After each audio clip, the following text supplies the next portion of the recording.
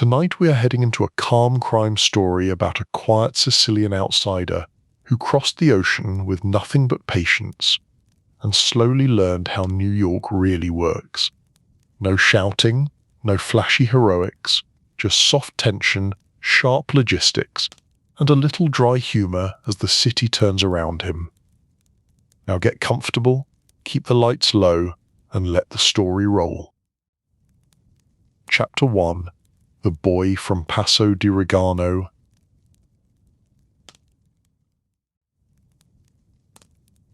The air in Passo di Regano carried dust and orange blossom, and young Carlo grew up breathing both. In the mornings he walked along the uneven road, past stone walls and tired fields, listening more than he spoke. Chickens complained in backyards, donkeys stamped their hooves, and grown men leaned together in quiet clusters that fell silent when a child drew too near. Carlo noticed that silence. He noticed almost everything.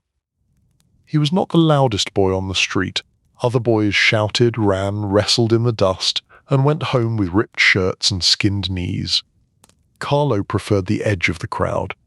From there he could see who laughed a little too fast and who never laughed at all. There were men who walked the neighborhood as if the world was a room they already owned.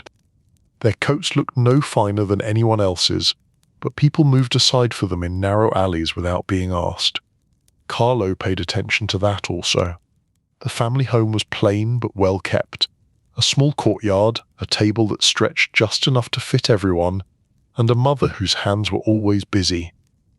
She had flour on her clothes, flour on her hair, and a sharp eye for which child had not washed properly before sitting down. His father spoke less than she did, but when he did speak the children listened. There were words that belonged at the table and words that never did. Everyone understood the difference without being told. At night the house grew quiet early. Candles burned low, and outside the window the village dimmed to a soft murmur. Dogs barked in the distance. Somewhere, further downhill, someone played a slow tune on a tired instrument that might once have been happier in a city. Lying in his bed, Carlo listened to the sounds of people who never fully slept. Even when the sky was dark and most shutters were closed, there were footsteps now and then, and muted voices, and the occasional knock that did not echo like an ordinary guest. Once, when he was still small enough to be carried, he woke to the sound of a low conversation in the kitchen. The door to his room was half open. He padded out in bare feet, drawn by curiosity and the smell of coffee. His father turned his head at once. The visitors did not. They sat at the table, one wearing a coat too heavy for the warm night, the other with a face as calm as a full moon. Carlo noticed how his mother stood with her back against the stove, hands folded, very still. "Go back to bed," his father said, voice mild and firm. "Tomorrow is busy." Carlo obeyed. He always obeyed, but he also remembered. He remembered how the visitor in the heavy coat had nodded to him, almost amused, as if a boy at the edge of the room might one day be something worth a second look. The next day life continued as usual. Bread, errands, water from the well, but around the village people spoke in code. Someone had paid a debt, someone had solved a long-standing problem, someone would not be seen for a while. It was all said calmly, as though the weather had changed and everyone was simply adjusting to the new sky. At the kitchen table his father liked to talk about respect, not as a big word shouted in arguments, but as something measured in small acts. You pay what you owe, you keep your word. You do not bring trouble to the door. His mother filled plates while he spoke, never interrupting, though her eyes betrayed a tired agreement. "Power does not need to shout," his father said once, almost to himself. The children repeated it under their breath later, the same way they repeated prayers.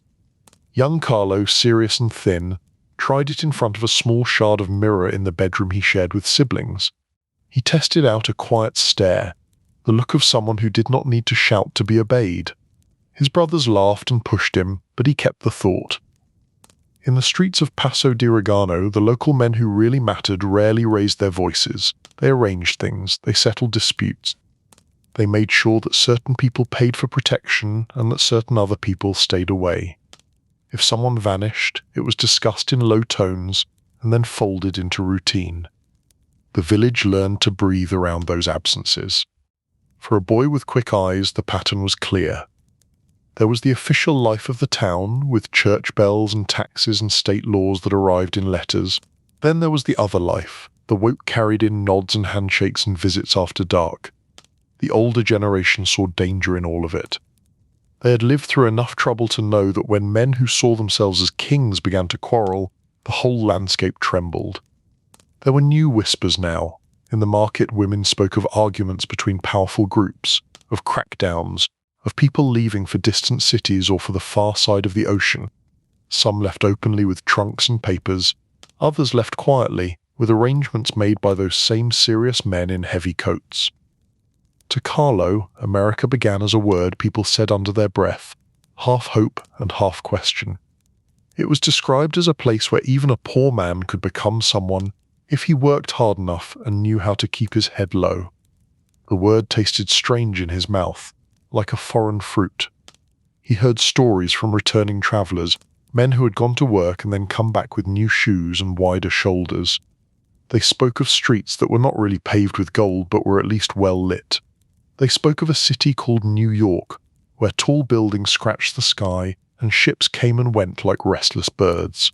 Work was hard, they said, but there was always more of it and there were always chances if a person kept his eyes open. At home, money was scarce. Some years the harvest cooperated. Other years the sun stayed high for too long and the ground did not give enough. The family never starved, but every coin had a job long before it reached the table. Carlo saw his parents counting and recounting, worrying over the cost of everything. The world felt small and crowded, with too many people chasing too few opportunities. There were also rumors of a gathering storm. Lawmen from the mainland, officials from Rome, men who did not care about local balances. They came with files and uniforms and a wish to tidy the countryside. They did not understand the quiet agreements that had kept the village functioning for years. To them, all that silence looked like defiance. As pressure mounted, certain family alliances became more important. One of Carlo's relatives, connected through marriage to the Castellano clan, returned from Brooklyn with news and proposals. Work in the city. Work in America. A chance to leave behind the cramped lanes and the attention of new authorities who wanted to make examples of people. The conversations at the kitchen table grew more serious. His father's voice, usually measured, carried a trace of worry. His mother pressed her lips together as she listened, hands no longer moving automatically. To send a son away across the sea was to admit that the land that had fed them for generations might not care about their grandchildren. But the world was changing whether they admitted it or not. One evening, when the sun was slipping down behind the hills and the sky was a pale, bruised purple, Carlo found his father standing alone in the courtyard. The older man looked at the dry path and the low wall as if he was counting each stone. "Come here," he said. Carlo stepped beside him. The two of them stood in silence for a time, listening to the village winding down. In that quiet the decision took shape. "This place is home," his father said. "But sometimes home does not have enough room. There is work for you in America, relatives who can help. It will not be easy, but nothing here is easy anymore." Carlo nodded, throat tight. He felt a sudden fear, but also something like relief. He'd always watched the village as if it were a stage too small for the play being enacted on it. Now the backdrop was about to change. His mother resisted the idea longer than anyone. She argued about the dangers of the sea, the distance, the risk that her son might vanish into that faraway world of steel and smoke. But she also saw the thinness of their opportunities and the weight on her husband's shoulders. Slowly, reluctantly, she folded the thought of America into her prayers. The practical details were handled quietly. Travel papers were not simple. Not everyone could walk onto a ship with a ticket in hand. Arrangements were made with the help of men who knew people in ports and captains who were willing to look the other way for a fee. Names were spoken in low voices. Amounts were discussed, then forgotten in public. Carlo listened but did not interrupt. He learned that a ship would leave for the United States, that there would be a hidden space for him among cargo and coal, that someone on the other side would be ready to guide him. He learned that it was better if many people did not know his exact plans. The fewer question, the fewer lies. On his last full day in Passo di Regano, the village looked a little different. Every crack in the wall, every olive tree, every stray cat seemed to ask him if he was sure. The house smelled as it always did, of coffee and cooked tomatoes and clean laundry, but he walked through it as if it were a museum he might never visit again. That evening the whole family gathered for a meal that tried very hard not to be a farewell feast. They argued about small things, about the bread being too dark and the water not cold enough. They teased each other. His mother scolded a younger sibling for chewing too loudly. All the while, a heavy sadness sat at the table like an extra guest. Later, when the others slept, his mother slipped into his room. She sat on the edge of the bed and traced a small sign over his forehead, more habit than superstition. "You listen," she said softly. "You keep your head down, you work, you remember where you came from." He nodded. The room felt small and safe and impossibly far already. Outside, the village carried on with its own private business. Somewhere a deal was being made under the cover of darkness. Someone was begging for mercy, someone was paying for protection. For the first time, Carlo felt as if he was stepping away not only from his home, but from a whole system of understandings he only half grasped. Sleep found him in short, broken pieces. When dawn finally came, it brought a chill that had little to do with the weather. His departure was arranged for early morning, before the village fully woke. His father walked with him as far as the edge of the lane. There were no speeches, only a few simple words and a tight embrace. His mother did not come outside. She had said her goodbye in the quiet of the night and did not trust her voice in daylight. As he turned away from the house, Carlo looked back once. The window shutters were drawn, the courtyard was empty. A rooster complained somewhere behind a wall, indifferent to human drama. The road down from Passo di Regano wound like a question mark toward the wider world. With each step, the familiar stones gave way to new sights. Ahead lay a port, a ship, and an ocean that people described as endless. Carlo walked, small and serious, carrying very little. Most of what he took with him he carried in his head. His father's rule that power never needed to shout, his mother's warning to remember where he came from, and the quiet understand that, whatever waited on the far side of the water, it would reward those who could listen as well as act. He did not know yet that one day people would speak his name as if it belonged to an entire criminal empire. At that moment he was only a boy leaving home, following a narrow path toward a horizon he could not see.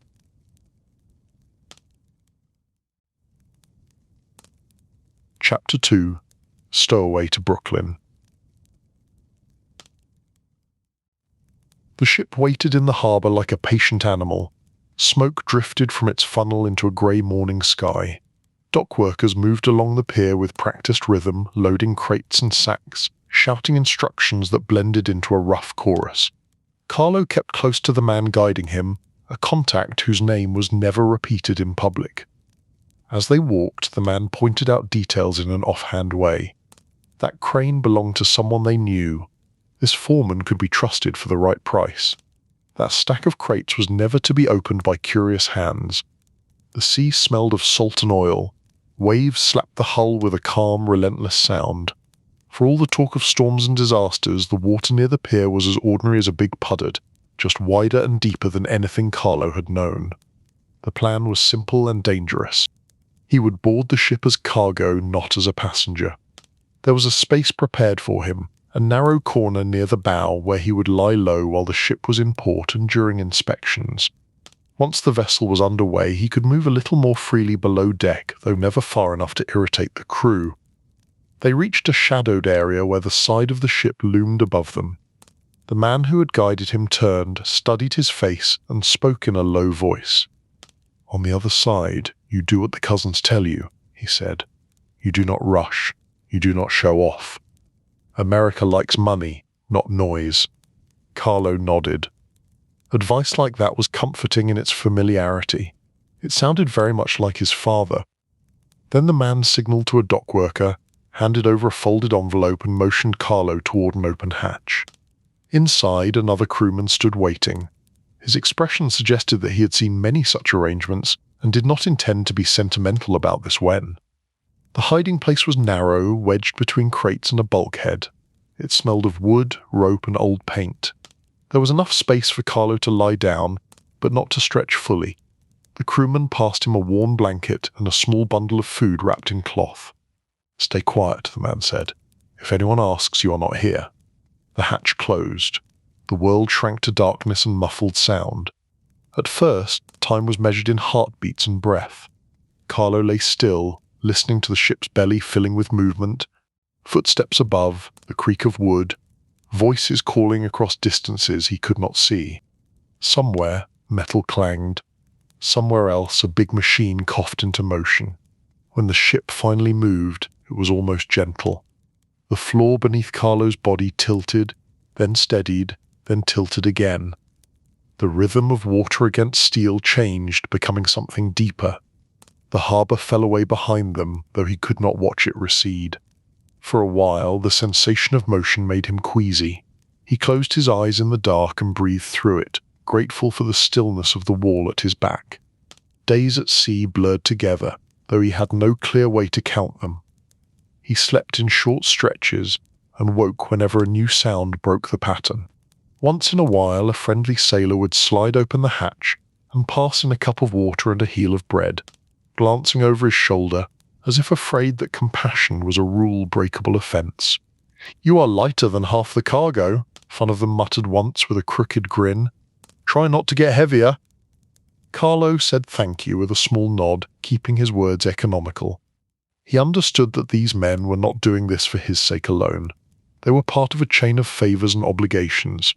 Still, he appreciated the way they tried to treat him like a person, not a crate.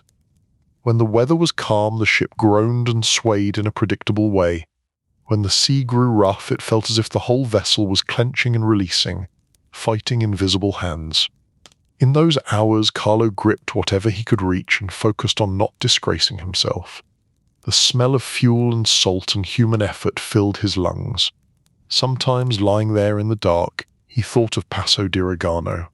He imagined his mother sweeping the small courtyard, his father pausing to light a cigarette, his siblings arguing over a game. Those images floated in his mind like islands. They were close enough to see, but too far to touch. Other times he thought about the city ahead, the New York of other men's stories. He pictured towers that scraped the clouds and streets so busy that a person could disappear in them. He tried to imagine what work there would feel like. Would the docks of Brooklyn smell like the docks of Palermo? Would the men in charge walk with the same slow authority? Would the same rules apply, just with taller buildings and louder traffic? The ship cut through days of weather, some kind and some not. Carlo learned to distinguish the moods of the sea by sound alone. Soft waves meant a smoother sleep. Hard, choppy impacts meant a long night of clenching his jaw and hoping everything held together. There were moments when doubt crept in. Was the journey worth the risk? Had he traded one narrow life for another, only with more water in between? Whenever those thoughts grew too loud, he remembered his father's face in the courtyard, lined with worry but set with determination. Staying had been its own kind of risk. At least this path offered new ground. Eventually a different sound reached him. No longer the endless open water, but a shift in the tone of activity. More footsteps, louder voices, a sense of arrival. A crewman opened the hatch and told him to stay absolutely still until told otherwise. Inspectors would be on board. Eyes would be sharp. Those hours of waiting felt longer than are the days at sea. Carlo held his breath whenever boots passed close by. He heard questions asked and answered in brisk voices. He imagined uniformed men moving through corridors, peering into corners, looking for hidden cargo of all kinds. Nobody opened the right crate. Nobody noticed the boy pressed against the hull, heart hammering like a small engine. At last, the tone of movement changed again. Laughter, slower footsteps, the weary shuffle of men whose important work was done for the day. The hatch creaked open. "We are in America," the sailor said, his voice low. "Norfolk. You will be moved off when it is safe." The word America sounded different when spoken on its own soil. He took it in without comment, his relief tight and quiet. When night fell, the sailor returned with another man. They guided Carlo through dim, narrow passages that smelled of rust and stale air. No one challenged them. The crew walked with the easy confidence of men who belonged where they were, and Carlo followed in their wake like a shadow. They led him to a spot where the hull's side loomed above the water, close to a ladder that dropped toward a smaller boat. A figure waited below, barely more than a darker shape in the darkness. "This is as far as we go," the sailor said. "Brooklyn is still a long way, but you are closer now than when you climbed in." He clapped Carlo once on the shoulder, a brief rough gesture, then turned away. Climbing down the ladder took care and patience. The rungs were damp, and the water below looked colder than anything in Sicily. But the small boat was steady, and the man in it had an experienced grip. He helped Carlo in, pushed away from the ship, and began to row. As they moved toward shore, lights spread before them. They were not the towering skyline he had imagined from Tales of New York, but they were bright and numerous, scattered like fallen stars along the coastline. This was Virginia, a place he knew almost nothing about, but even here the air felt different. New language, new laws, new opportunities, and new trouble. The man rowing did not waste words. He gave a name that might have been real or might have been borrowed for the night. He said that arrangements had been made to move Carlo north, toward the true destination. The journey from Norfolk to New York was less dramatic than the crossing, but more tiring. There were trains and wagons, cheap rooms, and long waits. At each step, someone seemed to be expecting him. A cousin of a cousin, a friend of the man at the dock, a driver who did not ask question as long as he was paid. Carlo watched it all with careful interest. This was what people meant when they said that his world was part of a larger network. Favors traded for favors. Names passed along like passwords. Invisible lines of loyalty stretching from Palermo to ports and cities he had never seen. When at last he reached New York, the city did not appear all at once like in stories. It revealed itself in layers. First the smell, thick with coal smoke, hot metal, and too many people living too close together. Then the noise. Wheels on stone, voices in a dozen languages, the distant cry of ship horns. Finally, the sight of the buildings, taller than anything he had known, rising in uneven rows. Brooklyn was different from the crowded core across the river, but it had its own density, its own rhythm. The streets near the harbor were a blend of warehouses, small shops, and tenement buildings stacked with families from half of Europe. Laundry hung from windows like flags of surrender. Children ran in packs, dodging cartwheels. Men stood on stoops, smoking and watching in a way that reminded him strongly of home. He was taken to a row house where relatives waited. The Castellano branch of the family lived there, with too many people in too few rooms, though no one complained. They greeted him with a mix of warmth and scrutiny, assessing the boy who had crossed an ocean and several hundred miles of strange country to stand in their doorway.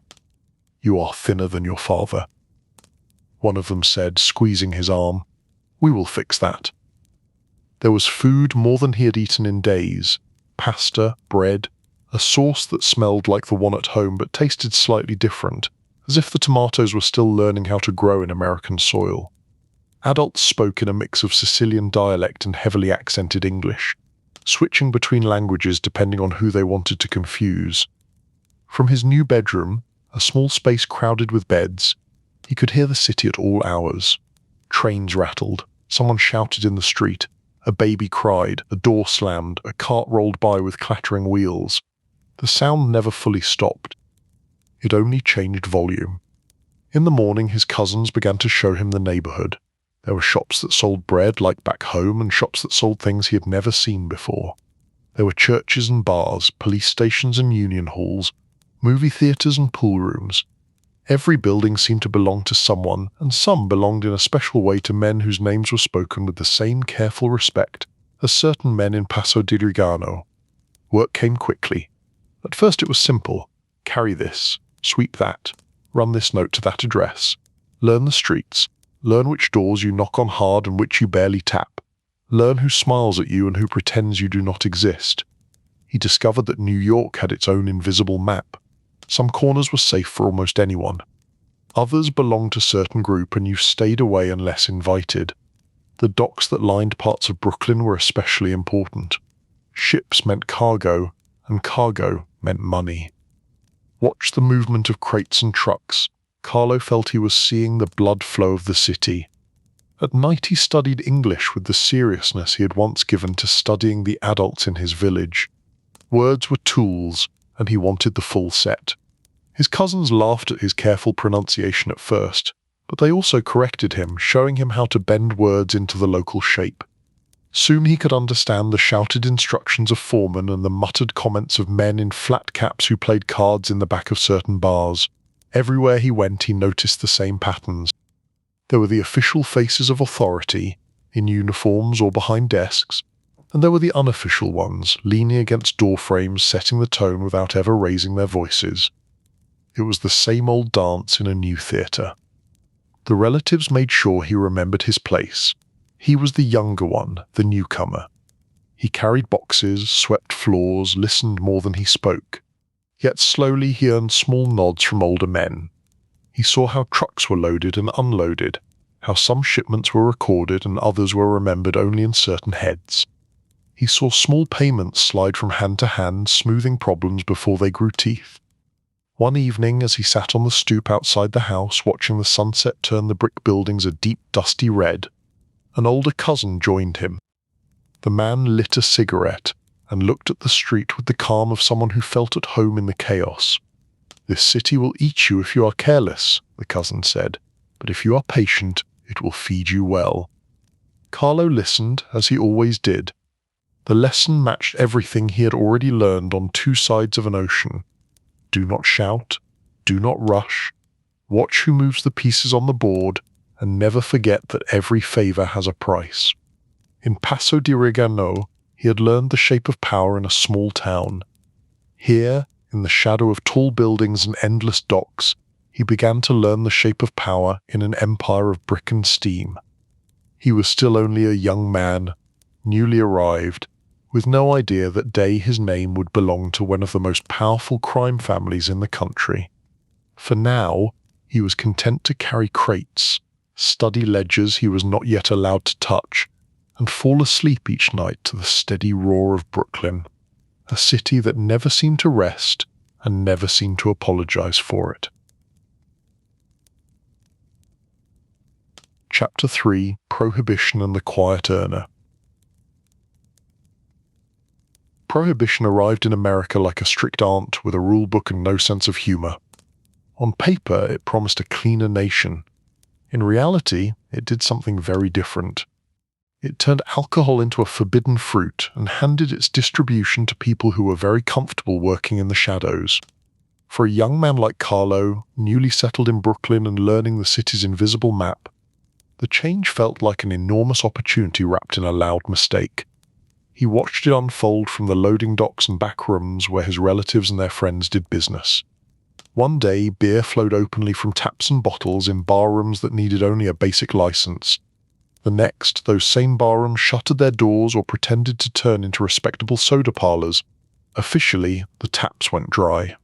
Unofficially, the real business moved to cellars, side rooms, and unmarked addresses that did not bother with signs. In those early years, enemies and allies sorted themselves into new teams.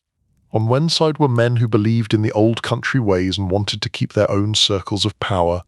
On the other, new figures rose with fresh ambitions and a taste for rapid expansion. To Carlo, it all looked like a grand game with very serious stakes. He did not start as a planner. At first he was muscle without boast, courier without complaint. He carried messages and envelopes, learned which warehouses held real goods and which stored contraband. He listened to truck drivers curse the new laws while happily taking cash to move forbidden barrels through the night. Brooklyn's streets became parade routes for unmarked vehicles. Some were loaded with legal cargo on top and illegal cargo hidden below. Some carried nothing at all, serving as decoys. On certain nights the waterfront hummed with activity that never appeared in any official ledger. Men who had spent their lives hauling honest freight now handled crates that mattered much more. Carlo discovered that he liked the logistics of it. He enjoyed seeing how pieces fit together.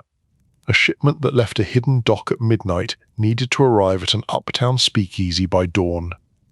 Between those 2 points were police patrols, rival crews, and bad luck. Reduce any of those 3 and profits went up.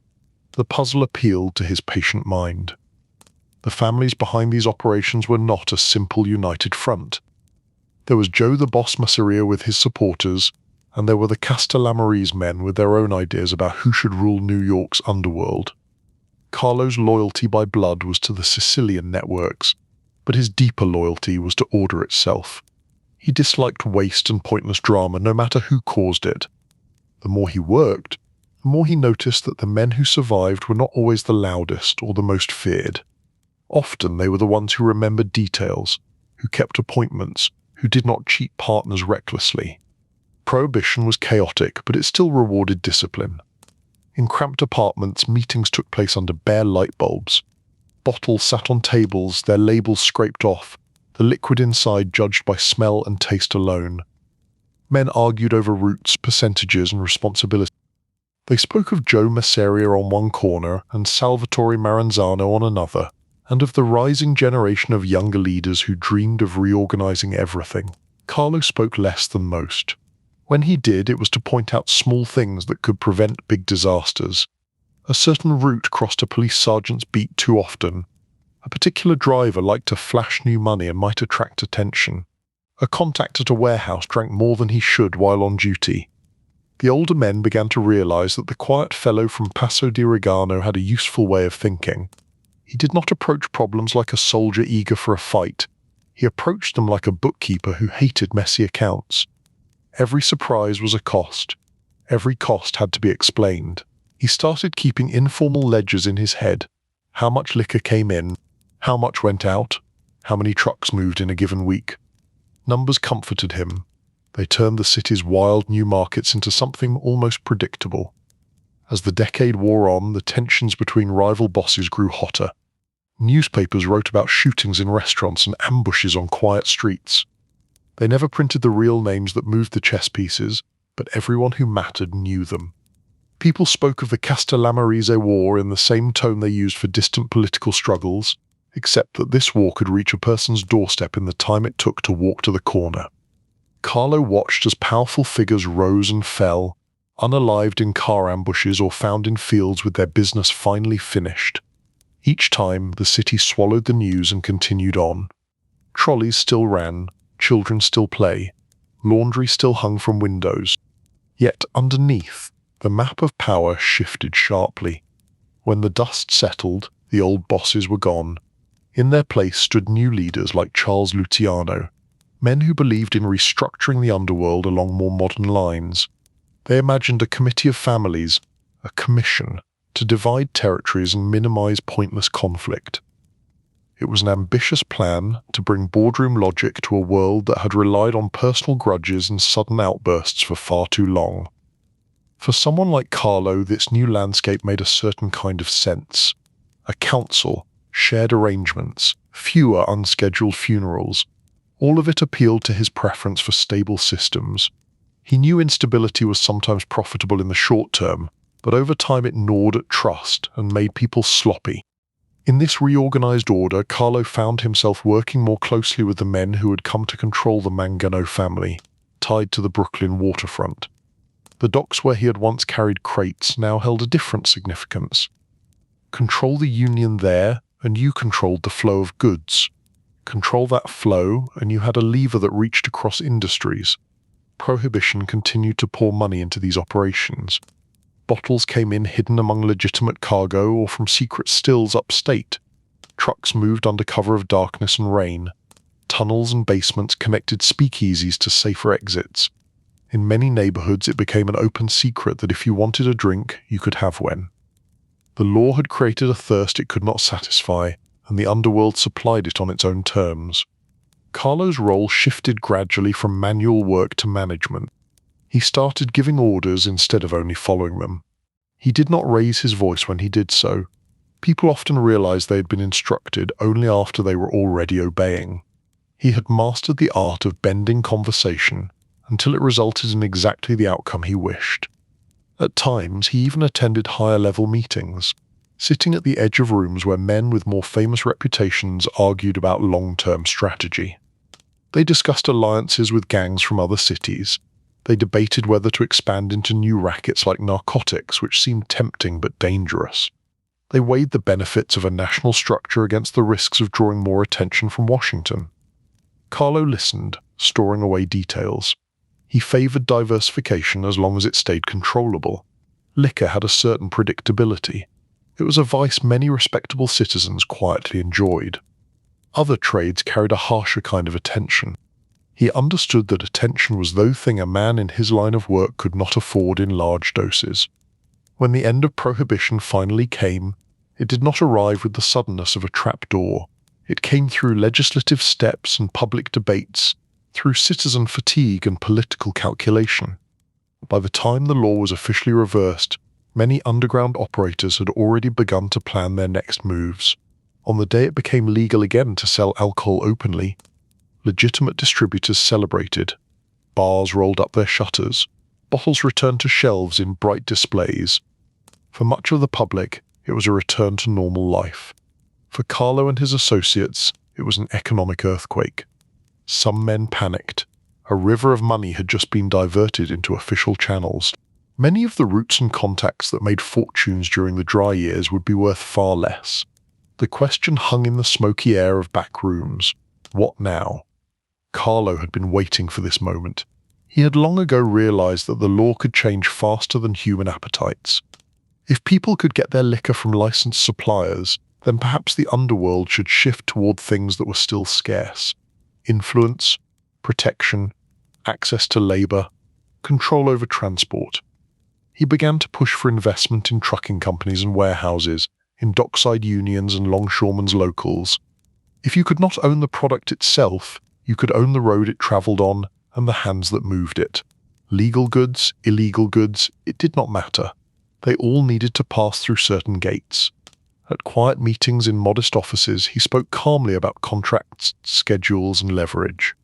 Men who had once thought only in terms of muscle and fear started to see the advantage of having friends in unions, of placing trusted men inside corporations, of using threats sparingly and invoices constantly. The underworld, in its way, was becoming more professional. This did not make it moral, but it did make it more organized. In this transformation, Carlo's knack for logistics shone. He had a talent for seeing how a simple trucking company, with old vehicles and modest offices, could become the center of a web that touched countless businesses. He understood that if a strike could be started or stopped by a phone call, the person holding that number had real power. By now, his reputation within the Mangano organization had grown. He was known as a man who preferred a ledger to a gun, who could sit quietly for an hour and then ask a single question that changed the course of a deal. He did not need to stand in the front row of group photographs. He rarely allowed himself to be photographed at all. The city around him continued to evolve. New buildings rose, old neighborhoods changed accents as immigrant waves followed one another. When he walked through Brooklyn's streets, he saw traces of the boy he once was, a stowaway from Sicily trying to understand how this new world worked. But that boy had become a figure other men watched and read carefully, even if ordinary citizens passed him by without a second glance. Prohibition had turned the underworld into a sprawling business, taught it the scale of America's thirst, and shown it the profit hiding in distribution networks. Its end forced the sharpest minds to either adapt or fade. Carlo adapted with quiet precision. By the time the country adjusted to its new legal drinks, he had already helped nudge his world toward fresh enterprises. He was no longer a background figure. Inside the secret hierarchy of New York's families, his name carried weight. Not the loud, flashy weight of a man who enjoyed headlines, but the heavy, reliable weight of someone who could be trusted to turn chaos into income and enemies into manageable problems. He had survived his first great wave of change in America, not by being the toughest man in the room, but by being the one who understood, earlier than most, that any law can change overnight, but the need for money, protection, and control is as constant as the tide.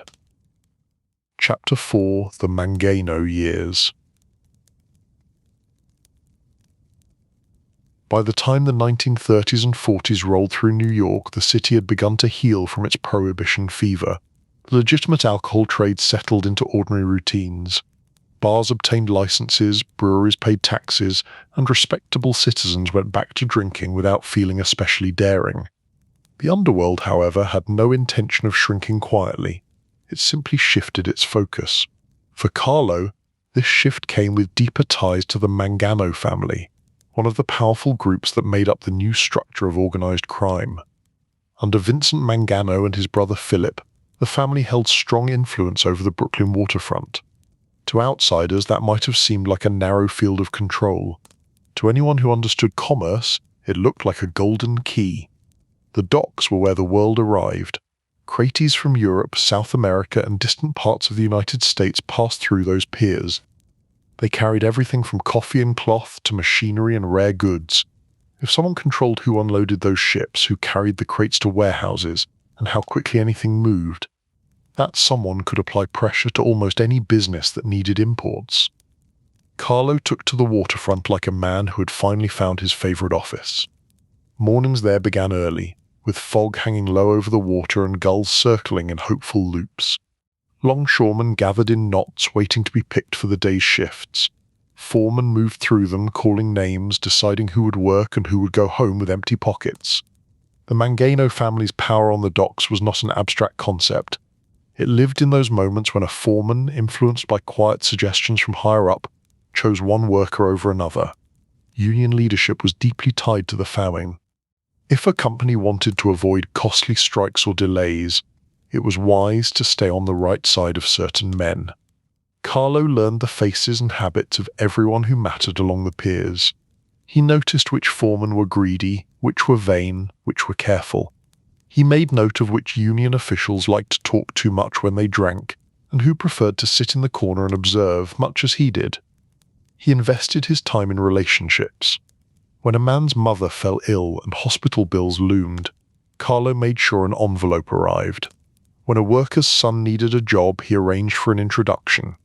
These gestures were never called charity. They were investments in loyalty, carefully recorded in his mind. At meetings with Vincent Mangano, he often played the role of quiet advisor. Mangano was the official boss, and he liked it that way. He had the bearing of a ship captain, a man who enjoyed being seen at the wheel. He took pride in the family's standing and in its control over key unions. Carlo respected him, but he also knew that power, built around one man's personality, could be fragile. He preferred structures that could function even if one person vanished. He worked behind the scenes to strengthen the family's grip on trucking lines, warehouses, and distribution routes that reached deep into Brooklyn and beyond. Alongside Carlo in the hierarchy stood another formidable figure, Albert Anastasia. Where Carlo was quiet and calculating, Anastasia had a reputation for volatility. He had served as a key organizer in a feared enforcement arm that the newspapers would later dramatize with dark nicknames. His name made some men shiver in a way Carlo's never did. The two men were very different, but for a time their skills complemented each other. Anastasia commanded fear, Carlo commanded order. Together, they helped ensure that the Mangano family's rackets ran smoothly and that most disputes were settled long before they reached full-blown crisis. Yet under the surface, currents of tension flowed. Vincent Mangano, once firmly secure at the top, grew uneasy with the rising influence of his underbosses. Stories circulated about disagreements, about meetings cut short, about a growing mistrust between the old boss and the men who handled more and more of the practical operations. Carlo saw this, as he saw most things, and stored the knowledge carefully. He did not rush to pick a side. He had learned long ago that in family politics, the first to shout was rarely the last to speak. While internal friction simmered, the work went on. The family extended its reach into construction, garment districts, and other industries that relied on trucking and timely deliveries. If a garment factory needed its cloth on a Monday, and somehow the trucks did not arrive, a helpful middleman could solve that problem for a price. If a grocery chain wanted to avoid the inconvenience of a strike, Certain union officials could be persuaded to favor compromise. Carlo's days filled with schedules and quiet negotiations. He sometimes joked, in the privacy of his own thoughts, that his true job title ought to be Senior Director of Avoiding Headaches. When he prevented a conflict or straightened out a miscommunication, profits stayed healthy and attention stayed low. That was his preferred balance. The wider structure of organized crime also evolved. The commission met from time to time, bringing together leaders of the major families to coordinate their interests. At those gatherings, many eyes focused on the loudest figures, the ones who enjoyed performing their importance. Carlo rarely sat in the brightest part of the room, yet his opinions traveled through the voices of others, carried by allies who valued his sense of proportion. In the 1940s, the world beyond New York was consumed by war. Men shipped out to fight overseas, factories retooled to build weapons and vehicles. Rationing touched every household. The underworld adapted, as it always did, finding ways to profit from new shortages and new demands, but Carlo understood that this era required extra caution. The government and public were more focused and more willing to accept strong police measures than during ordinary years. He favored staying away from anything that looked like sabotage or outright theft from military supply chains. Some associates grumbled at his caution, tempted by the large sums that could be made from stealing strategic materials. Carlo saw another angle. There was no profit in provoking a government already on high alert. Better to keep to the edges to avoid being named as a threat to the war effort. His advice helped the Mangano family avoid certain missteps that cost others dearly. Law enforcement attention always existed, but during and right after the war, the families that had played too close to forbidden fires felt a harsher heat. As the war ended and soldiers returned, new problems emerged. Jobs were needed. Ambitious young men came back with experiences and expectations that did not fit neatly into the old order. Some wanted quick money, others respect, and some both. The families offered opportunities, but they also faced the challenge of controlling a restless new crop of recruits. Anastasia, with his fierce reputation, attracted his share of these young toughs. They saw in him a model of power as they understood it, immediate, forceful, and vividly remembered. They admired his directness, even if they also feared that it might someday turn on them. Carlo looked at these recruits and saw different things. He saw potential, certainly, but he also saw impatience. A man with talent and no patience was a walking problem. He tried, in his understated way, to shape some of them into better listeners, to teach them that surviving in their world was a long game, not a sprint. The more Anastasia's star rose, the more strained his relationship with the Mangano brothers became. Stories filtered back to Carlo of arguments, of accusations about money and authority. The details differed depending on who told them, but the pattern was clear. Trust had eroded. Then came a period when people began to vanish. First, Philip Mangano disappeared, leaving behind only questions and worried looks. Not long afterward, Vincent Mangano also went missing. The official story was vague. The unofficial story was that certain accounts had been settled in the oldest way their world knew. No bodies were displayed for the newspapers. There was no public trial. There was only absence and the quiet rearrangement of chairs. In the wake of this, Albert Anastasia emerged as the new boss of the family. He ascended with the support of important allies, including figures from other families who appreciated his previous usefulness. The commission, ever pragmatic, recognized this new reality. The name on the door had changed, but the dock still had to function, the truck still had to roll. Under Anastasia, the mood inside the family shifted. Power felt louder, less predictable. Decisions could be fast and final, with little room for discussion. People who disappointed him did not always get second chances. For many in the organization, this was exciting. For others, it was a source of growing anxiety. Carlo adjusted, as he always did, but he watched carefully. He worked to keep money flowing and tempers cooled. In private, he worried that the family was attracting the wrong kind of attention. Anastasia's reputation had a way of filling rooms before he even entered them. Newspapers hinted at his involvement in violent enforcement across the country, giving him a dark kind of fame that Carlo considered frankly unhelpful. To police and federal agents, a boss who enjoyed being feared in public was a gift. It made it easier to justify budget increases and new task forces. It drew reporters. It put the word organized into organized crime in headlines. Carlo believed in something different. He believed in what might be called invisible influence. If ordinary citizens did not know your name, you slept better at night. If politicians, union chiefs, and business owners knew you very well but never spoke of you in public, you were safer still. Within the family, some began to look to Carlo as a stabilizing force. He was the man who knew where all the money went, who could explain in plain terms why a certain venture was worth the risk and another was pure vanity. He rarely said no outright. Instead, he offered better options. You could unalive someone who annoyed you, he might suggest in calm conversation, or you could quietly cut off their income and let them come back to the table on their knees. One approach generated headlines and police investigations. The other generated respect and reliable cash flow. Still, there were limits to what man could steer. Anastasia's style continued to send ripples across the underworld. Some families felt threatened by his temper and his expanding ambitions. Others feared being pulled into conflicts they did not choose. Behind closed doors, discussions began that would alter Carlo's life forever. Men who sat on the commission weighed the costs and benefits of allowing Anastasia to remain at the helm of such a powerful family. They considered the growing pressure from law enforcement, the danger that one person's reputation could bring down suffering on many. Carlo did not storm into these meetings demanding change. That was not his way. But when asked his opinion in quiet side conversations, he answered with the same honesty he brought to ledgers. A family needs a steady hand, he would say. Attention is our enemy. Excess is a candle in a dry house. Others took these words, shaped them into arguments, and carried them into rooms where decisions were made. Alliances formed between leaders who preferred a calmer version of power, men who believed that profit and survival were worth more than the thrill of being feared by everyone. In time, a decision was made. The details of how it was arranged were never written down. A barber shop in a Manhattan hotel, a morning visit, chair, towel, mirror. The official world would later list the event as a brutal moment in underworld history. The newspapers would treat it as proof of the violence of the shadow organizations they loved to sensationalize.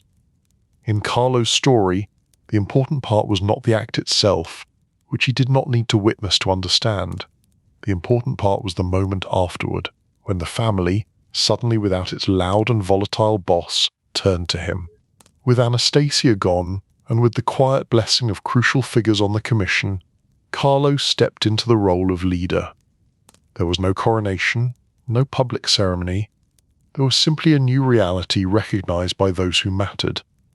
He accepted the position with the same calm he brought to everything else. He did not pace in front of mirrors practicing speeches. He did not order new suits with flashier cuts. He maintained his modest lifestyle, his old habits, and his preference for remaining a half step back from the spotlight. The Mangano family, reshaped by years of turmoil and leadership changes, would now slowly come to be known by another name. Not because Carlo demanded it, but because the underworld and the newspapers found it useful shorthand. For the man himself, what mattered was not the label. What mattered was that he now had the authority to gently reshape the family according to his own principles, to lower the volume, to favor patient earners over restless showmen, and to guide the organization through the next era with as few surprises as possible. He had risen from stowaway to dockside manager to advisor and now to boss, not by making the streets run red, but by seeing the game 3 moves ahead, and by understanding that sometimes the most powerful voice in the room is the one that hardly ever needs to be raised. Chapter 5, Don Carlo. News of Albert Anastasia being taken off the board travelled fast through the underworld. It slipped from bar to bar, from card table to street corner, never written down yet somehow recorded everywhere. To ordinary New Yorkers it was another lurid headline about a man unalived in a barber chair at a fancy hotel. To the men who understood the deeper story, it was a signal that the whole balance of power in the city had shifted. For Carlo, it was not a surprise.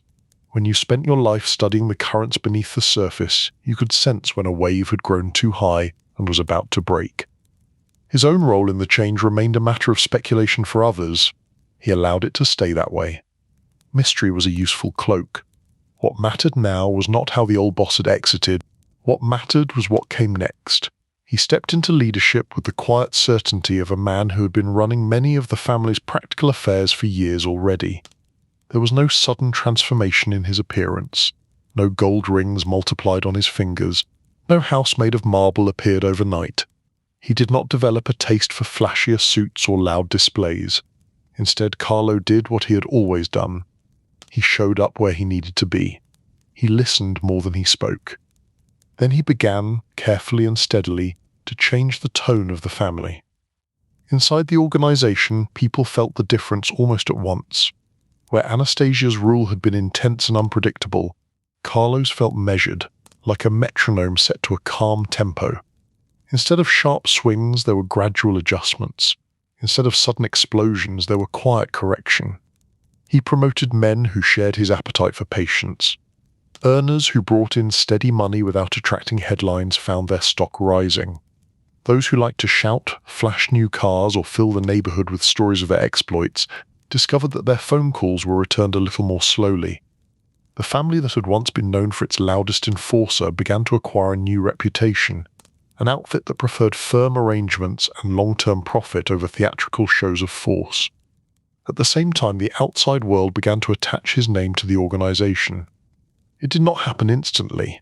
Reporters first wrote of the former Mangano family under new management. Then, slowly, the short, serious man from Passo d'Origano became the identifier. Gambino family, some articles began to say, in that tone of breathless scandal they reserved for organized crime. Carlo read those lines in private and shook his head. To him, it was just an irritating reminder that the newspapers always caught up eventually. He understood, however, that branding had its uses even when he had not requested it. If his name was going to be written in ink, he would make sure that it came to stand not for chaos, but for quiet efficiency. Fear still had its place, but it would be delivered in a low voice. His base of operations remained pleasantly modest. There was the brick house on Ocean Parkway in Brooklyn, not remarkable to passers-by except for the occasional gathering of unremarkable-looking men on the sidewalk. There was the suburban home in Massapequa on Long Island, sitting at the end of Club Drive with its trimmed lawn and pale statues. Those statues amused him. Someone once joked that they looked like they were guarding the house. Carlo thought they looked more like bored relatives stuck outside. Still, they were part of the camouflage. A boss who lived in a comfortable but not extravagant house in a quiet neighborhood was easier to overlook than one who shouted his status from a marble palace. Inside those houses, life had an almost ordinary rhythm. At the dinner table in Brooklyn, his wife made sure there was always a proper meal, even on nights when he returned late. Children came and went with school books, questions, and innocent dramas about teachers and classmates. Carlo listened to their stories with genuine interest, filing away charming details about playground politics, even as he carried the complexities of the commission in the back of his mind. He did not explain his business to his children.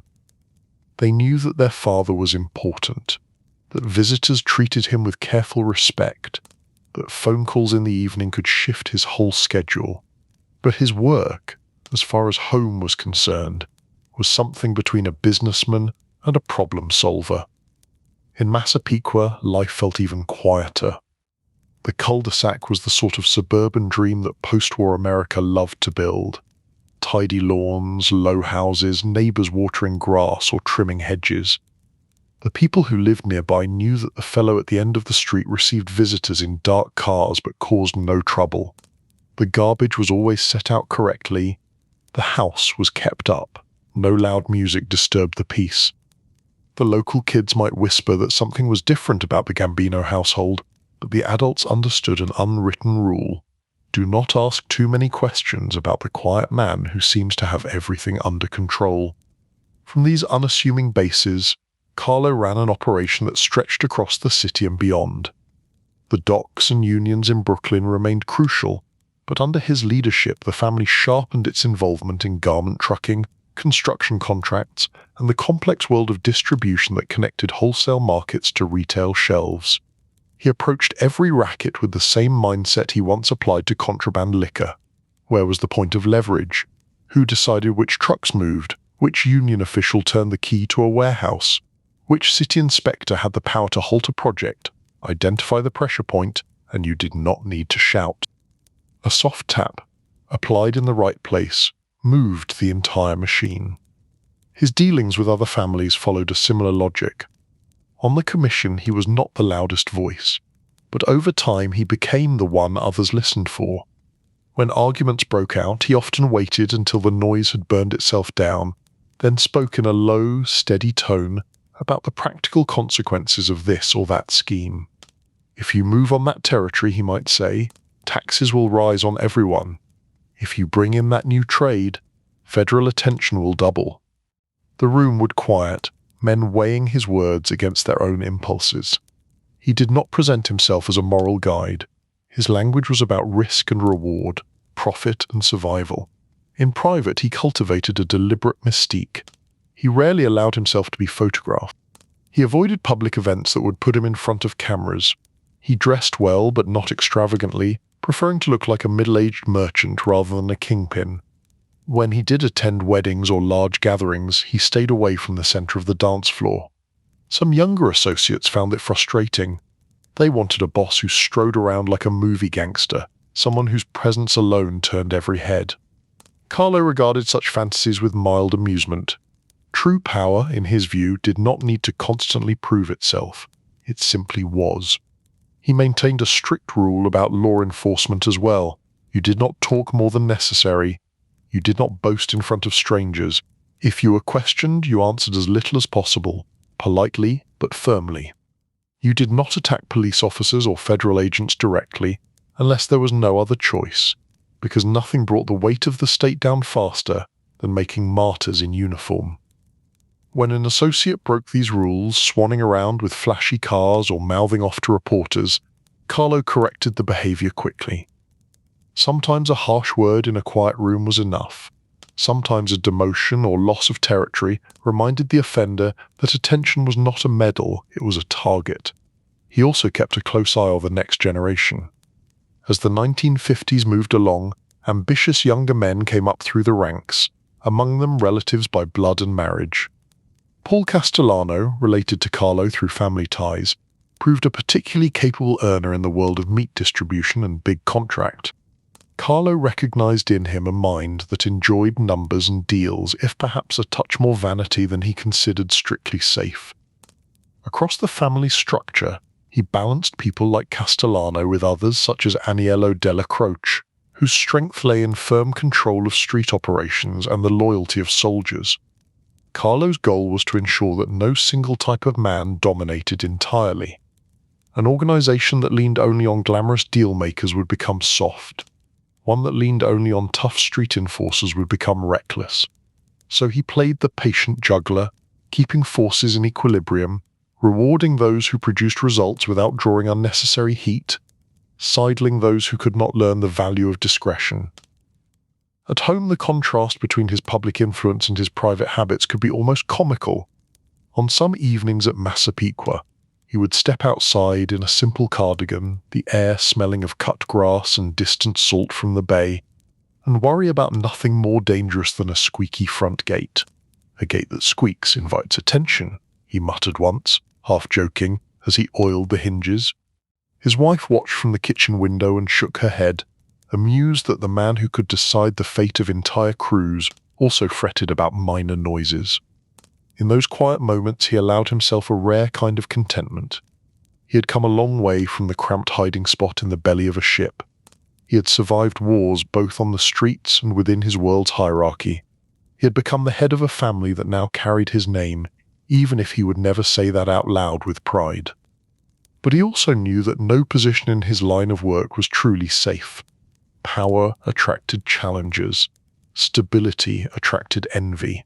And out beyond the tidy lawns and brick stoops, the government was watching with sharper eyes than ever. Federal agencies had learned from prohibition.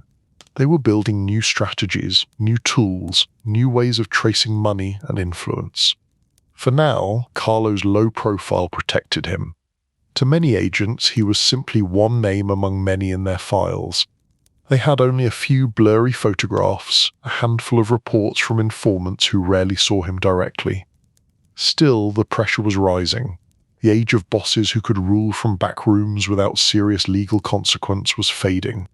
Carlo sensed that the next storm was coming, one that would not arrive in the form of a rival with a grudge, but in the form of organized attention from Washington and Albany. He reacted the only way he knew how. He tightened discipline. He smoothed internal disputes. He became even more careful about who knew what and who spoke to whom. If the game was changing again, he would adapt again. For now, though, life moved in its strange double rhythm. In none key, he was Don Carlo, the quiet chairman of a criminal empire that touched unions, trucking lines, construction sites, and backroom deals.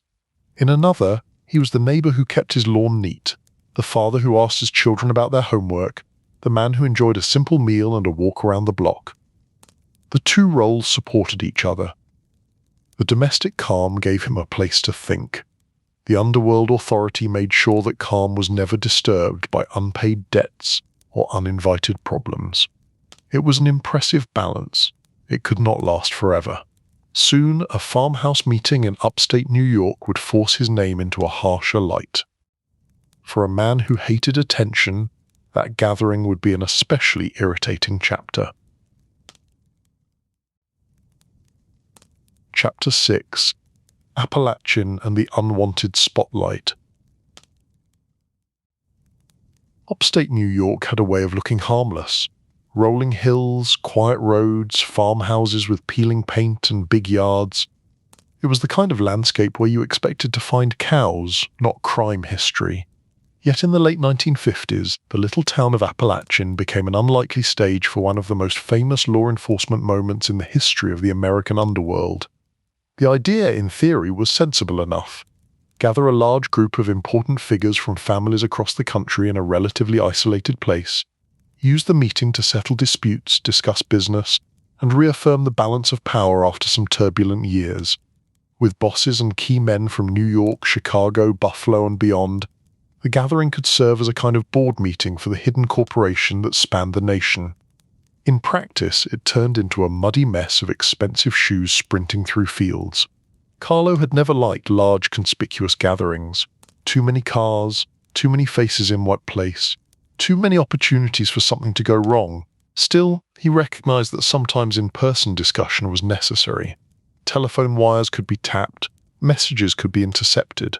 A farmhouse in the countryside felt to some organizers like a sensible compromise. The host, a friendly upstate figure with his own interest to protect, had arranged lodging and food. Trucks delivered meat and wine. Cooks prepared lunches. Servants set the table with an enthusiasm that would later be described in court transcripts. The air around the property smelled of grilled meat, cut grass, and the faint scent of risk. Carlo arrived as he did most places, quietly. He did not stride up the driveway like a general inspecting his troops. He slipped in among other guests, part of the flow rather than its center. Inside the house and on the grounds, knots of men shook hands, embraced, exchanged pleasantries. It was like a family reunion, if your family included several dozen men under federal investigation. They spoke of business, rackets in various cities, the state of unions, new opportunities in the post-war economy. There were discussions about narcotics, about whether to expand involvement or keep it limited to avoid provoking extreme responses from the government. Voices rose and fell. Some men argued passionately. Others sat back, listening for the direction of the wind. Carlo did what he always did. He listened. When asked, he gave opinions grounded in numbers and caution. He reminded those nearest to him that every new venture came with a cost, and that the cost of attracting national attention could be much higher than anyone wanted to pay. Outside the property, however, a different kind of attention was already stirring. Local law enforcement had noticed the arrival of many unfamiliar cars, plates from distant states, well-dressed men in neighborhoods more accustomed to farmers and shopkeepers. A state trooper, suspicious and maybe a little bored, took note. Questions spread from the patrol car to the local barracks, and then to higher offices. Something unusual was happening at that farmhouse. Soon the roads leading toward the property filled with more vehicles than anyone there had expected. This time, the engines belonged not to gangsters and their drivers, but to troopers and investigators. Back on the grounds, the mood shifted as word reached the guests. There was a disturbance at the perimeter. Police presence, cars blocking the way out. What followed might have been farcical if it had not carried such serious consequences. Men in suits spilled out of the farmhouse and moved rapidly across lawns. Some tried to reach their cars and drive away, only to find the roads bottlenecked by patrol vehicles. Others scattered into the woods and fields, controlled panic turning into undignified sprints through mud and tall grass. Expensive shoes sank into soft ground, pressed trousers collected burrs and stains, hats were lost, pride took a beating. Carlo, who hated drama, found the entire scene offensively messy. This was exactly why he disliked large meetings. One miscalculation by a local associate, one lawman with a sharp eye, and suddenly an event meant to demonstrate quiet organization had turned into a public farce. He chose his moves carefully.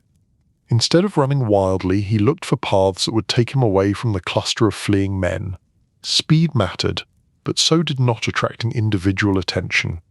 A person who sprinted like a startled rabbit drew more eyes than one who walked briskly with seeming purpose. Still, there was no elegant way to handle the situation entirely. Law enforcement fanned out, stopping men on side roads, checking identification. Some guests were caught in their cars, others were found hiding in fields, their suits ruined and their dignity limping. In the days that followed, photographs of detained men circulated, along with lists of names. Newspapers finally had the visible proof they had suspected for years. A gathering of powerful figures from various cities, all converging in a quiet town for no believable innocent reason. Federal authorities used the incident as a rallying point, an argument for stronger action against what they now openly called a national crime syndicate. To the public, Apalachin became a symbol, a shorthand for the existence of an organized network that had previously been easily denied. For prosecutors and agents, it was a gift of narrative. They could tell juries about a meeting in the countryside where the hidden bosses tried to coordinate their schemes and were caught by brave troopers. For Carlo, Apalachin was a lesson carved in frustration.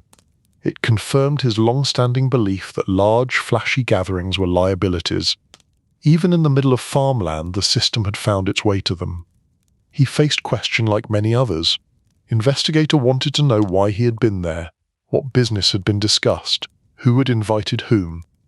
He replied in his usual careful manner, saying as little as possible, describing the visit as social, coincidence, nothing more. His tone was that of a polite but unhelpful guest. Still, his name now appeared in more files, in more reports, in more conversations among federal agents than ever before. Apalachin had pulled him further into the unwanted spotlight. In the aftermath, families reassessed their strategies. Some bosses became more cautious, others grew more aggressive, determined to push ahead before the government could fully regroup. Within this chaos, Carlo's voice on the commission became more central. The arrest and later conviction of Vito Genovese for narcotics charges left a gap in the underworld's top tier. Power always rushed to fill gaps. Many looked to Carlo as the natural balance point, the man whose low-key leadership offered a measure of stability. He accepted the influence without changing his manner. Meetings became smaller, more discreet. Travel was watched more carefully. He encouraged others to make use of intermediaries, to avoid clustering too many key figures in one place. Technology may have made communication more accessible, but it also made surveillance easier. A cautious man adjusted. The federal response to Apalachin grew into a broader campaign. Committees held hearings. Politicians questioned witnesses under bright lights. Some men chose to cooperate, trading information for reduced pressure. Others refused to speak at all, earning contempt charges and short stays in jail. The public learned to associate Italian surnames with sinister meetings in upstate fields. Carlo kept his distance from cameras. When subpoenaed, he presented himself as an aging businessman with modest means. He wore conservative suits, walked carefully, and made sure his answers were bland enough to frustrate but not inflame. At times, he let silence do the work. Behind the scenes, he tightened the family's discipline to withstand the new era. It was not enough to have strong soldiers and clever captains. They needed lawyers who understood the changing laws, accountants who could mask the sources of funds, and front businesses that could withstand scrutiny. He invested energy into building these layers of protection. Within his organization, some men chafed at the growing caution. They missed the looser, rougher times when a problem could be solved with a single visit and a raised voice. Carlo reminded them, gently but firmly, that the world had changed. The government had seen the gathering at Apalachin. It would not forget. Any step that looked like a national conspiracy would be treated as a direct challenge. Better, he argued, to look like a series of separate, localized enterprises. Let law enforcement chase fragments rather than a single, obvious structure. The more the authorities talked about a coordinated national syndicate, the more work they made for themselves. Carlo preferred to appear boring. At home, life remained strangely steady. In Massapequa, the mail arrived, the neighbors trimmed hedges, children played on sidewalks. Some evenings, as he walked slowly along the block, he thought of that farmhouse and the muddy fields. The distance between the quiet of his suburban street and the chaos of that raid felt like the distance between two universes. Yet both were part of his life, the respectable facade and the hidden meetings, the oil on his front gate and the oil money passing quietly through truck companies, the man who nodded to neighbors at the grocery store, and the man whose consent was needed for major decisions from New York to distant states. Apalachin had made him more visible to the people trying to dismantle his worlds. But inside that world, it had also confirmed his status as the steady hand others depended on. When storms hit, crews looked for captains who did not panic. Carlo did not panic. He simply adjusted the sails and plotted a new course. In the years after the meeting, as federal strategies evolved and new legal tools were sharpened, he would need every bit of that calm. The game between law and organized crime was about to become more complicated, more technical, and far more public. For now, though, he remained what he had always been at his core, a boy from Paso de Regano who had learned early that power was most effective when it spoke softly, stayed out of photographs, and kept running calculations behind an unreadable face. Chapter 7. Plots, Leagues, and Patience.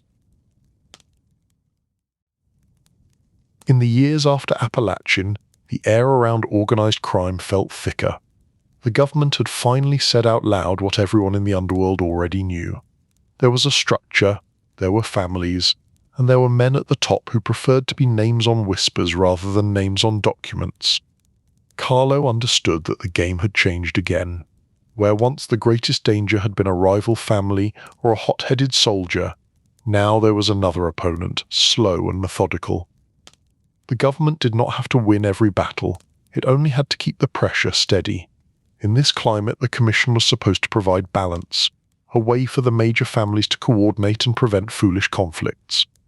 But men are men, even when they call themselves bosses, and the temptation to reach for more than one already has is never fully quiet. One man who wrestled with that temptation was Joseph Bonanno, a long-time boss with his own ideas about who should lead and who should follow. Bonanno looked at the structure of the commission and saw room for rearrangement. The problem, as he saw it, was that certain figures, including Carlo, held too much influence. The solution he imagined was simple on paper and very messy in real life. If certain chairs around the table were emptied, the remaining voices would carry more weight. Plans began to take shape, quiet at first, tracing lines between loyalists and possible targets.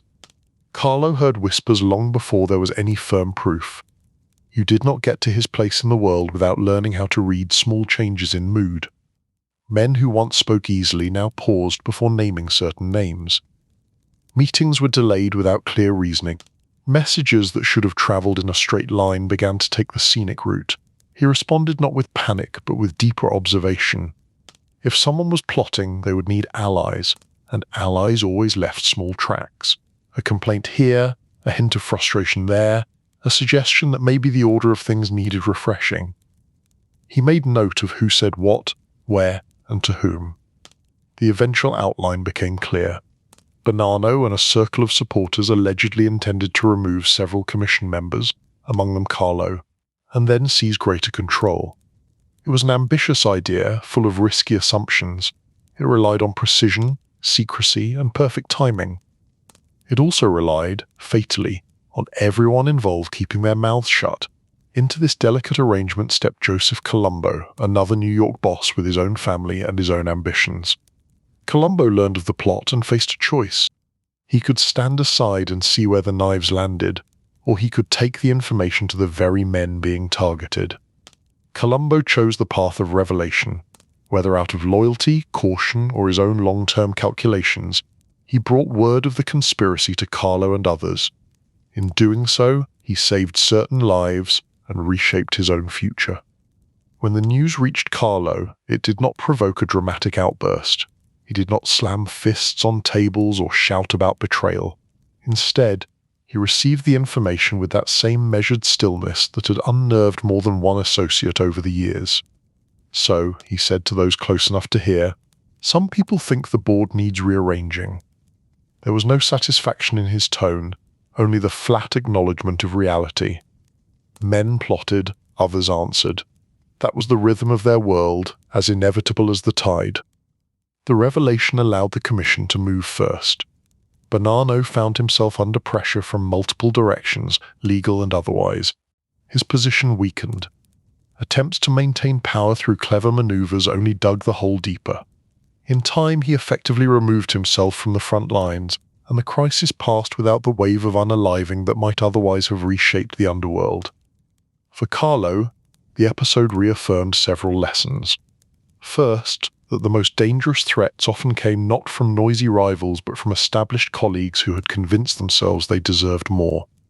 Second, that information, when shared wisely, could deflate entire conspiracies without a single body in the street.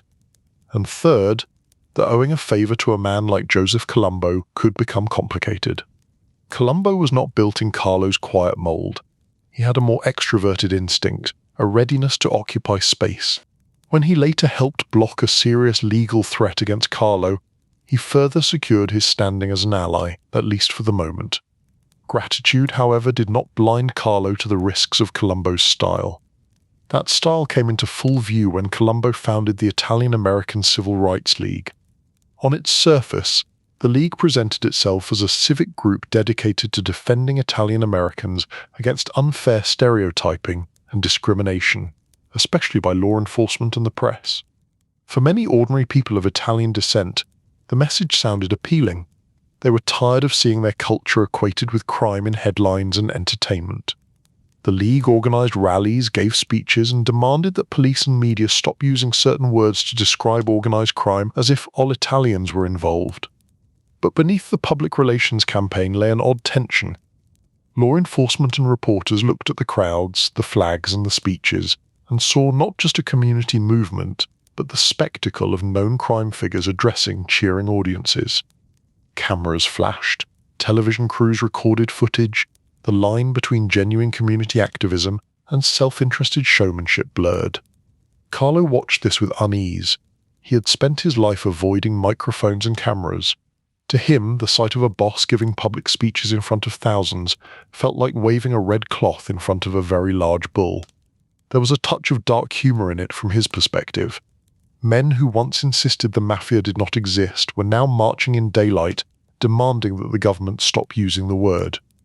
You could not both deny an organization and hold rallies that looked suspiciously like its company picnics. Still, he could not dismiss the League entirely. It did tap into real frustration among ordinary Italian Americans. Many had nothing to do with crime but felt judged by their surnames. Carlo recognized their anger, even as he winced at the way Colombo tried to harness it. Behind closed doors, he advised caution. He suggested that keeping a lower profile would do more for everyone in the long term. Cameras, once invited, were hard to send home. But Colombo had found a stage and was not ready to step off it. The League grew, its events swelling in size and spectacle. It all came to a head at a rally in Columbus Circle in Manhattan. The day began like many others.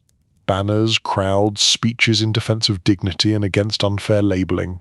Colombo, as usual, played a central role, speaking to the crowd as cameras rolled, presenting himself as both community leader and public critic of law enforcement practices. Then, in an instant, the scene shattered. A man approached with a camera. He looked like part of the press, one more face in the swarm around the stage. He raised the device. There was a crack of sound that did not belong to photography. Colombo staggered and fell, the world around him erupting in screams and chaos.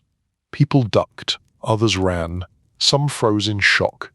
The man who had raised the camera did not leave the scene alive. Whether by design or chance, the immediate chance to question him thoroughly vanished. Colombo survived the day, but not as the man he had been. He remained alive, yet unable to return to leadership. His body present, but his voice removed from the conversation. In their world, that was its own kind of exile. Rumours bloomed immediately. Some said radical activists were behind the attack, angry at his politics and police connections. Others suggested federal involvement.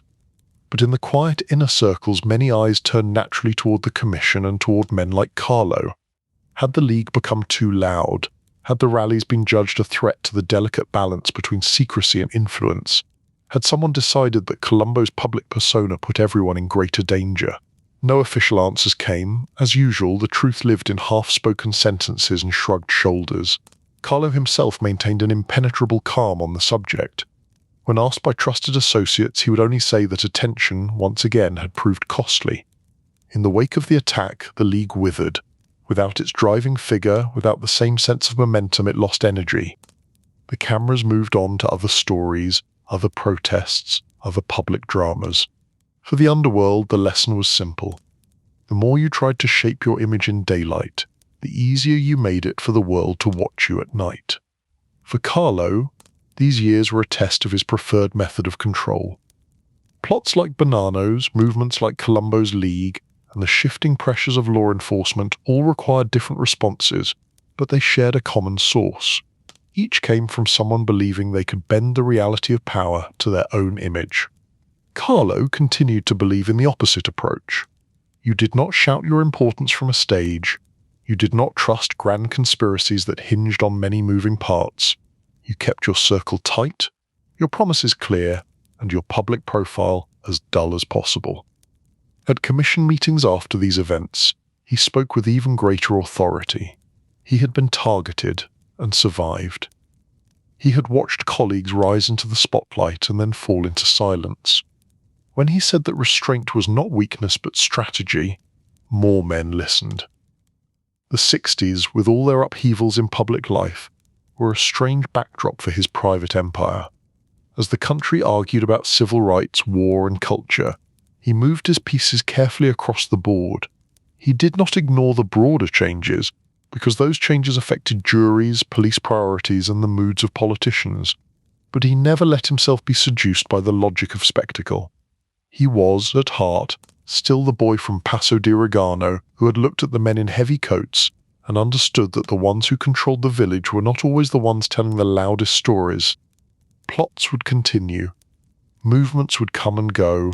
Leagues would rise and fall. Through it all, Carlo's constant ally was patience. He knew that in a world of impulses, the man who could wait and watch often won simply by being the last one still seated when everyone else had knocked their own chairs over. Chapter 8: The House of Gambino. By the time the 70s approached, the name Gambino had settled into public consciousness as the label for one of New York's most powerful families. Newspapers used it as shorthand. Agents underlined it in reports. Young toughs in distant neighborhoods whispered it with a mix of awe and ambition.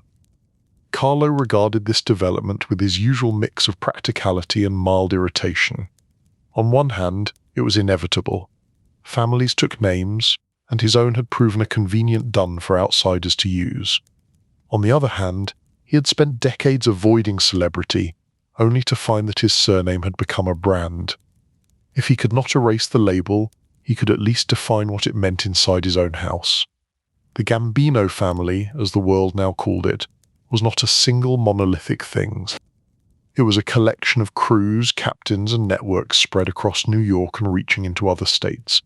At its center sat a leadership arrangement that reflected Carlo's preference for balance. On one side stood Paul Castellano, the cousin by marriage whose sharp mind and steady work in legitimate and semi-legitimate businesses had earned him Carlo's trust. Castellano's interests leaned toward construction, food distribution, and other firms that wore proper suits to subcontract with larger corporations. He liked numbers, contracts, and the feeling of controlling big accounts from well-lit offices. On the other side stood Aniello della Croce, a seasoned street man with deep roots among soldiers and captains who made their living in more traditional rackets. Della Croce commanded respect from those who handled gambling, loan sharking, and other direct cash enterprises. He understood the language of alleyways and the needs of men who answered to no one lightly. Carlo saw in these two figures the twin pillars his house needed. Castellano represented the future he believed in, a world where power hid inside corporations and labor unions, where deals could be written on paper that looked legitimate to anyone who did not examine the ink too closely. Della Croce represented the necessary present, where enforcement, territory, and day-to-day discipline still relied on men willing to enforce rules with more than polite letters. He appointed Castellano as a kind of heir in the area of official leadership, while ensuring that Della Croce's role as underboss carried real weight. It was not a perfect arrangement, no division of power ever is, but it gave each side of the house enough status to keep open conflict at bay. Inside this structure, Carlo laid out his quiet rules for survival. First rule, attention is the enemy. No woe was to invite cameras, record interviews, or cultivate a public reputation as a gangster. If someone wanted to be famous, they could become an actor. In the Gambino world, celebrity was a liability. Second rule, steady earnings beat sudden jackpots. He favored ventures that produced predictable income over time. A long-term contract for construction, controlled through union influence, meant more to him than a flashy score that would be gone by next year. Stability bought loyalty and made planning possible. Third rule, internal disputes are to be cooled, not fed. He had seen enough wars, both old country and American, to know how quickly they spiraled. Captains with grudges were expected to bring their complaints up the chain quietly. The more blood spilled inside the house, the weaker everyone became in the face of outside pressure. To enforce these principles, he relied on a combination of rewards and quiet consequences. Captains who followed the rules found themselves entrusted with more territory, better contacts, and the ear of leadership. Those who ignored warnings discovered benefits slipping away, routes reassigned, or appointments delayed indefinitely. Beyond New York, the Gambino family extended its reach to other places where money flowed fast. Las Vegas, with its casinos and constant tide of tourists, attracted more than one family. While the city as a whole became a contested playground, Gambino interests found their way into certain operations, sometimes through direct investment, more often through quiet partnerships. To the outside world, the casinos were glittering temples of entertainment. To men like Carlo, they looked like large machines for turning human habit into profit. Yet even here he favored indirect influence. Let others pose for photographs with showgirls.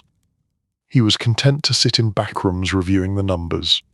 On the East Coast, the family deepened its presence in trucking and container shipping as technology changed. Large ports became more automated, but the principle remained the same. Goods had to move, and someone had to control who moved them and when. Where once a union leader could choke off supply with a strike, now a computer system might govern scheduling. Carlo understood that the men behind those systems could still be reached. A programmer or logistics manager might not look like a traditional ally, but their access was as valuable as a foreman's set of keys. Inside the family, he emphasized education of a particular sort. Young associates were expected to learn not just street rules, but also basic business concepts. They were taught how to read an invoice and how to interpret a profit and loss statement. It was not enough to be tough. They had to be at least a little smart, or they would become tools rather than partners. Carlo also kept his eye on the cultural shifts around them. The country was changing. Television brought court hearings and crime stories into living rooms. Movies and novels increasingly romanticized the very world he wanted to keep unromantic. Young men looked at those stories and saw role models, not cautionary tales. He found this vaguely insulting. There was nothing glamorous in his view about keeping track of which warehouse clerk needed a quiet visit and which contractor was late with a payment. The work was mostly about patience and paperwork, sprinkled with occasional crises. Yet the stories focused on the rare, spectacular moments of betrayal and violence, as if those made up the daily bread. To counteract this fantasy inside his own ranks, he tried to set realistic expectations. He warned young soldiers that if they lasted long enough, their reward would not be constant action but hours spent in overheated rooms discussing truck routes and insurance scams. If that sounded boring, he would say calmly, they should find other careers. Beneath his dry humor lay a serious point. Boredom, properly used, was a survival tool. Men who craved excitement were drawn to risky moves. Men who preferred stability were content to let the money arrive on time. Still, he was not blind to the rising restlessness among younger figures, both within his family and in others. A new generation was coming up that had not lived through the Castellamarese War or the early, chaotic days of Prohibition. They had not seen the cost of a full-scale conflict between families. To them, authority looked like something to be challenged as soon as it limited their immediate ambitions. Carlo knew he would not be around forever to hold the center. His health, while not catastrophic, reminded him now and then that bodies wear down, no matter how strictly they are managed. Walks in Massapequa grew shorter, stairs in Brooklyn felt steeper. He began, more consciously, to think about succession. Not about who would wear the title, but about what kind of house he would leave behind. The idea of his work collapsing into noisy chaos after his departure offended his sense of order. He leaned more heavily on Castellano, grooming him as a future boss with a businessman's outlook. Castellano's interests in meat distribution and construction contracts fit perfectly with the model Carlo favored. Legitimate fronts with deep backroom control, cash streams that could be explained to taxmen even as they were shaped by unseen hands. At the same time, he took care not to alienate Delacroix and the soldiers who respected him. It would be a mistake to hand everything to one's side and leave the other feeling betrayed. He tried to build a bridge, reassuring street-oriented men that their work would continue to be valued and protected. In private moments, he admitted to himself that this balance might not hold once he was gone. Human nature again was the one variable even he could not fully calculate. But he would lay the foundation as best he could. Beyond the practical concerns of leadership, there were his personal rules, the ones that had carried him from a Sicilian village to the top of an American underworld. He summarized them for close confidants in simple phrases. Do not show your money on the street. Do not start a fight you cannot finish in a calm way. Do not trust a man who loves his own reflection more than he loves discipline. Do not forget that families, both criminal and domestic, are built from the bottom up, in kitchens and on sidewalks, not just in meeting rooms. In Massapequa, he often walked the quiet loop of his street and thought about these rules.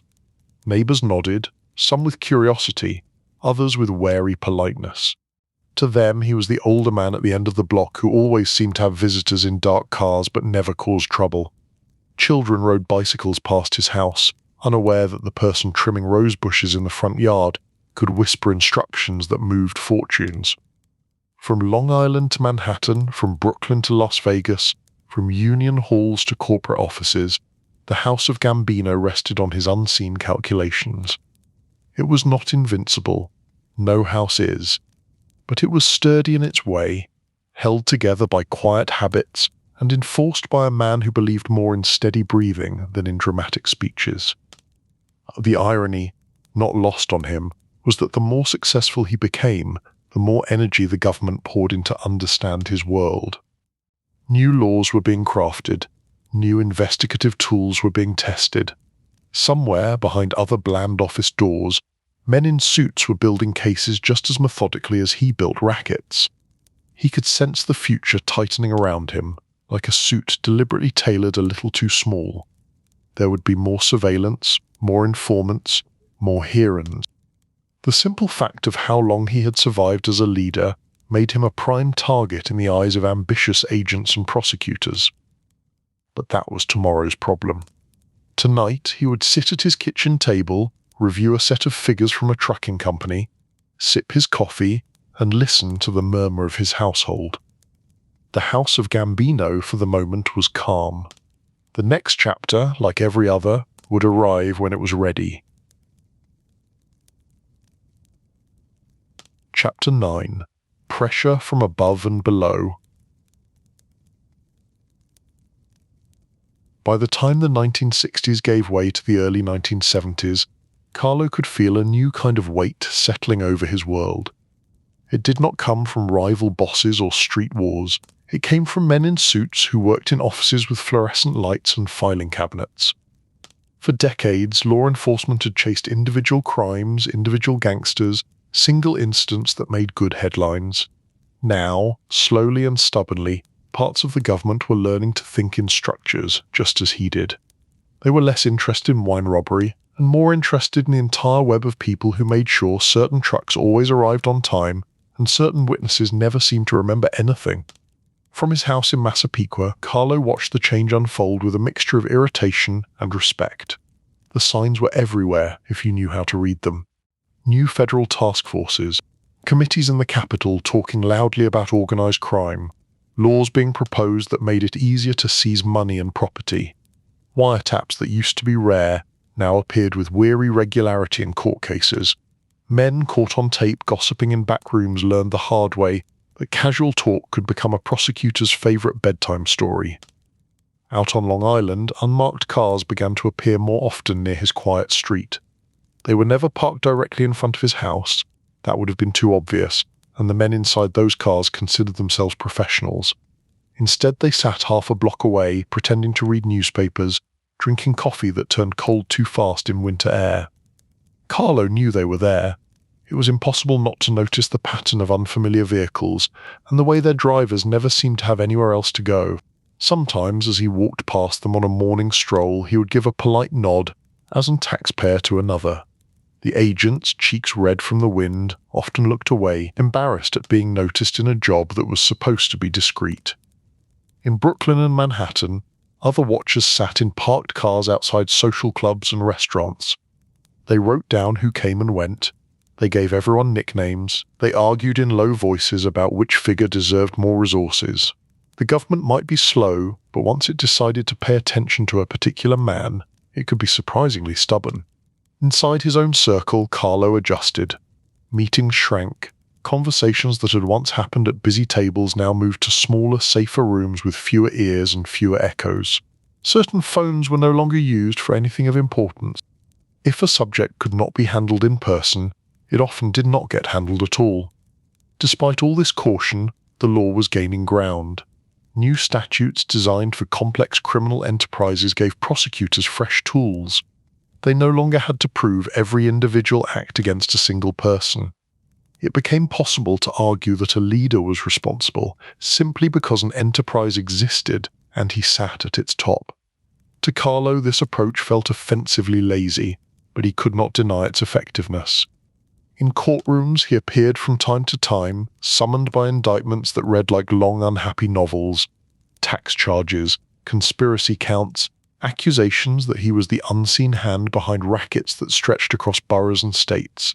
He presented himself as he always had in public settings, as an aging businessman of modest means. Simple suits, careful steps, a calm expression that suggested confusion at all this fuss. His lawyers spoke the language of technicalities and lack of evidence. He sat quietly, listening as if to a play he had not bought tickets for. Sometimes his health cooperated, sometimes it did not. When doctors said his heart was strained, they were not lying. Years of responsibility and worry, combined with the normal wear of age, had taken their toll. There were days when the walk from house to car felt longer than the actual drive. His medical record became part of the legal dance. Prosecutors saw illness as a tactic. Lawyers saw it as a shield. Judges saw through some of the drama it could not ignore real symptoms.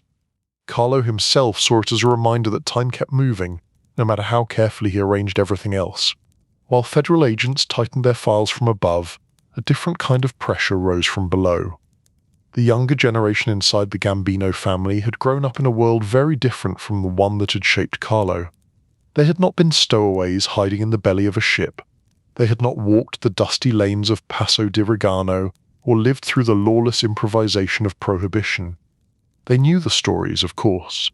They heard older men talk about the Castellammarese War and early days on the waterfront. But those tales belonged to a past that felt as distant to them as ancient history. They were creatures of a new city, a New York full of high-rise projects, color televisions, and fast cars. They saw the world not in terms of patient accumulation, but in terms of immediate opportunity. Why spend 10 years building a business quietly when a risky move today could bring a heap of cash tomorrow? Carlo watched them with wary eyes. Some of these young men were talented, quick-witted, and loyal. They could read a room, follow instructions, and adapt when plans changed.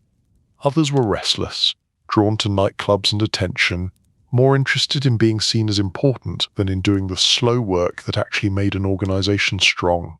He understood ambition. Without it, he would still be in a Sicilian village. But he also knew that ambition without discipline was like a truck with no brakes on a steep hill. Sooner or later, something would crash. In the middle ranks of the family, captains like Paul Castellano and Aniello della Croce acted as translators between Carlo's old-world logic and the new generation's impatience. Castellano taught younger associates how to think like businessmen. He showed them that true wealth came from controlling contracts, not from waving cash in bars. He talked about profit margins, overhead, and how legal invoices could hide illegal arrangements. Some listened, others tuned out at the first mention of numbers. Della Croce, by contrast, spoke in the blunt language of the street. He reminded soldiers that rules existed for a reason, that the house only stood as long as its foundations remained solid. He had lived through enough hard times to know that when the top was shaken, it was often the men at the bottom who paid the highest price. Carlo relied on both of them. He also understood that their very differences could become fault lines after he was gone. Castellano represented the future he preferred, one in which influence hid behind corporate letters and legal contracts.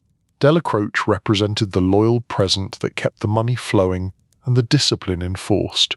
Keeping peace between those two currents was a daily exercise. Meanwhile, outside forces continued their slow advance. Federal investigators sent informants into places that had once felt safe. Some were small-time figures trying to avoid prison. Others were more significant defectors, men who decided that the promise of a new life elsewhere outweighed the code they had once sworn to uphold. Each defection pierced a hole in the wall of silence Carlo had relied on. Most dangerous of all was the growing realization within the government that time was on their side. A man like Carlo could avoid direct involvement in day-to-day crimes. He could insulate himself behind layers of intermediaries, but he could not avoid the simple fact of aging. Eventually, hearts failed, minds slowed, and somebody younger stepped up who might not share the same caution. In quiet moments, Carlo admitted to himself that he was fighting not just the state, but the calendar. His goal had never been to outlive every enemy. His goal had been to shape something that could endure beyond him, a house strong enough to weather storms he would never see. To do that, he needed to guide his successors as far as he could. Conversations in his later years often turned toward the future of the family. He spoke to Castellano about protecting the structure, about keeping business like operations at the center. He spoke to Della Croce about maintaining respect among soldiers, about preventing internal rebellions that could tear everything apart. To both men, he repeated the same core advice he had distilled over a lifetime. Keep attention low. When the government looks for a dragon, do not provide them with a parade. Keep the money steady. Surprises are for gamblers, not for people who want to die in bed. Keep disputes small. A feud that starts with 2 men can end with 200 in prison if pride is not controlled. He did not pretend these rules could solve everything. Human nature being what it was, there would always be someone who felt slighted, someone who wanted more, someone who thought he could rewrite the code by force. But Carlo knew that if his successors at least understood the principles, the family had a chance. As the early 1970s wore on, his health demanded more of his attention. He had good days when he could still walk his Massapequa neighborhood with a steady step and sharp eye. He had bad days when the weight of his own heartbeat felt like a stone in his chest. Doctors recommended rest. Friends urged him to step back. Even some within his world suggested that it might be time to pass the title and become an elder statesman, a figure others consulted but no longer expected to lead. In truth, he had already begun to do just that, in his own way. More and more big decisions were discussed with Castellano and Della Croce before being finalized. Younger men received their instructions from the next tier down rather than from Carlo directly. He became the quiet center, still essential but not always visible. At home, he found himself spending more time in simple routines, reading newspapers at the kitchen table, watching news on a modest television, listening to his grandchildren argue over board games and television shows. The sounds of domestic life, once a background hum, became a kind of comfort. He was not a sentimental man by nature, but he was not immune to reflection. Sometimes, late at night, he would sit in his chair, the house quiet around him, and think back over the journey from Paso di Regano to Brooklyn, from the belly of a ship to the center of a hidden empire. He had outlived many rivals, many friends, and more than a few enemies. Men who had seemed untouchable in their youth now existed only as photographs in yellowed newspaper clippings or as names in footnotes of law books. He had managed, so far, to avoid both prison and the kind of sudden violent exit that was almost expected in his world. That accomplishment was not merely luck, though luck had played its part. It was the product of a lifetime spent choosing the less dramatic option, taking the long route instead of the shortcut, and understand that the best way to win some battles was to avoid fighting them in the first place. Still, the pressure from above and below never fully receded. Federal agents in their unmarked cars continued their vigils. Young men inside the family continued to dream big dreams. The center, for the moment, held. But even the calmest leader could not ignore the simple truth that no person, no matter how careful, could stay at the table forever. The question now was not whether Carlo would leave that table. The question was how, and what would remain standing after he was gone. Chapter 10. The Last Quiet Night. In the final stretch of his life, Carlo moved through his days with the deliberate caution of a man who knew his body had become a less reliable partner. Simple tasks demanded more effort. Climbing stairs felt like climbing small hills. Long meetings left him tired in ways he would once have found unthinkable. He did not like weakness. He had spent his whole life managing people and situations, arranging outcomes as if the world were a complex but decipherable ledger. Now his own heart had become a column of numbers he could not fully control. Doctors spoke of blocked arteries and stress, of age and accumulated strain. They prescribed pills and rest, lighter meals and fewer long nights. Carlo listened patiently, nodding with the same courtesy he showed everyone who brought him information. He took the pills. He allowed his schedule to shrink. But he could not quite bring himself to fully step away. Even as his physical world narrowed, the structure he had built continued to move around him. Captains met, money changed hands, trucks rolled out of depots, contracts were won and lost. Castellano and Della Croce managed most of the day-to-day decisions, following patterns he had established over decades. They visited him regularly, bringing updates and questions, drinking coffee in his kitchen as if they were just relatives catching up. In those meetings, he saw flashes of the future he would leave behind, Castellano's careful explanations of business angles, Della Croce's blunt assessments of street moods. Between them, they covered much of what the family needed. Yet he also sensed the tension between their worlds, the subtle difference in how each man saw his place at the head of the table once the chair was truly empty. Carlo did what he could to smooth that tension. He encouraged respect in both directions, praised cooperation when he saw it, gently frowned on signs of rivalry. But he knew that the real test would come after his own hand was no longer on the scale. At home in Massapequa, the signs of his quieter life were everywhere. There was the worn armchair by the front window where he liked to sit and read. There was the stack of newspapers on the table folded back to articles about politics, business, and occasionally crime. There was the neat line of medicine bottles on a shelf, their labels full of long words and cautious instructions. Neighbors still saw him as the polite older man at the end of the street. He would shuffle out to collect his mail, nod to the man across the way raking leaves, exchange a brief word with the woman walking her dog. They rarely thought of him in connection with the headlines about the Gambino family that occasionally flashed across the evening news. To them, he was simply Mr. Gambino, a resident whose lawn was always trimmed and whose visitors were respectably dressed. The idea that he might be one of the most influential underworld figures in the country felt too dramatic for a street lined with modest houses and squeaky sprinkler systems. That was exactly how he liked it. On one of his last afternoons, he sat in the living room with a grandchild who was working through school homework. The problem on the page had to do with simple arithmetic. The child frowned, trying to line the numbers up correctly. Carlo watched for a moment, then leaned over and pointed out the pattern. "If you move this here," he said quietly, "the rest becomes easier." The child nodded, eyes brightening with the small victory that comes from understanding. It was a minor moment, ordinary in every way, yet it encapsulated his entire approach to life. Move the right piece, clarify the pattern, and even complicated problems could become manageable. Later that same evening, as the house settled down, he walked a slow circuit through the rooms. Habit made him check small things. Was the back door locked? Was the stove off? Were the lights arranged in the usual way? He had spent so many years wary of surprises that even in his own home he preferred predictability. In the quiet of his bedroom, he sat at the edge of the bed for a time, breathing steadily, feeling the familiar weight in his chest. He was not a man given to speeches, even in private, so his reflections came as simple, wordless acknowledgments. He had left Sicily as a boy with almost nothing. He had climbed into the belly of a ship, trusting in arrangements made by men whose names were not written down. He had arrived in America as a stowaway, invisible to officials, visible only to relatives who took him in because that was what families did. He had started as a worker on docks and in back rooms, carrying crates and messages.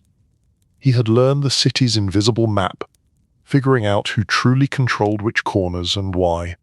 He had survived prohibition, the wars between bosses, changes in leadership, the rise and fall of loud men who believed fear alone could keep them safe.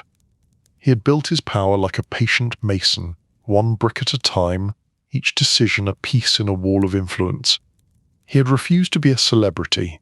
He had preferred to be a rumor given form, a name spoken in low tones by men who understood the value of caution.